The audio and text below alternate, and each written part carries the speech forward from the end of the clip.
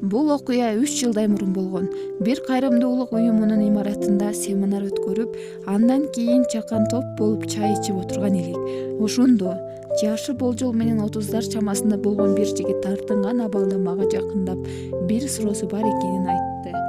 Ал жубайы менен олуттуу көйгөйлөрдү башына өткөрүп жатканын билдирди. Мындан ары жубайы менен оту күйүшпөй калды го деп ойлоп, ажырашуу жөнүндө ойлонуп жатканын айтты. Өзүнүн колунан келгендин баарын жасаганын, бирок мындан маселе толугу менен жубайында экенин баса белгиледи. Мына ушул жерден ал баары уксун дегендей үнүн билип билбей бийик чыгарганы да байкалып турду. Жигитке колумдан келишинче бир жооп берип жаттым. Бир убакта сол жагымда отурган Мурат мырза мага кайрылып, "Хакан агай, бул жигитти менимче дароо Ферхат мырзага жиберели" деди. Ферхат мырзанын атын уккан элем, бирок жакындан тааныш эмес болчумун. Макул, бул жагынан бирге жардамчы болуп, дароо жолугушуу уюштуруп берсең жакшы болот дедим. Анан Мурат мырзага кайрылып, "Ферхат мырзаны бул жака семинарга чакырсак келет болду экен" дедим.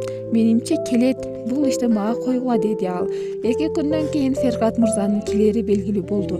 Бул кабарды катышуучуларга жарыяладык.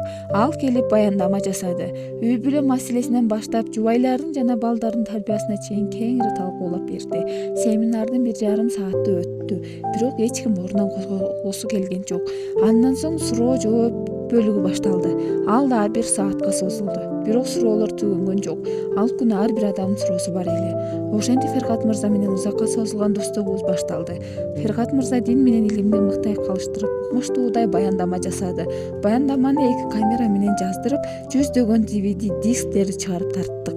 Ошол күндөн тартып Ферхат мырза менен дайыма бирге болдук. Кайсы жерге барбайын, аны чакырып жүрдүм. Жүздөгөн үй бүлөлөрдү ага жөнөтүп жаттым. Ажырашабыз деп соттун босогосуна чейин барып, кайтып келген ондогон үй бүлөлөрдү көрдүм. Көптөгөн дубаларды алдым. Мен да ушундай учурду башымдан өткөрдүм. Ажырашкан ата-эненин баласы болуп, бул оор жүктү жүрөгүмдүн тереңине сезип өстүм. Ферхат мырза менен таанышуу менин жашоомдогу маанилүү бурулуш болду.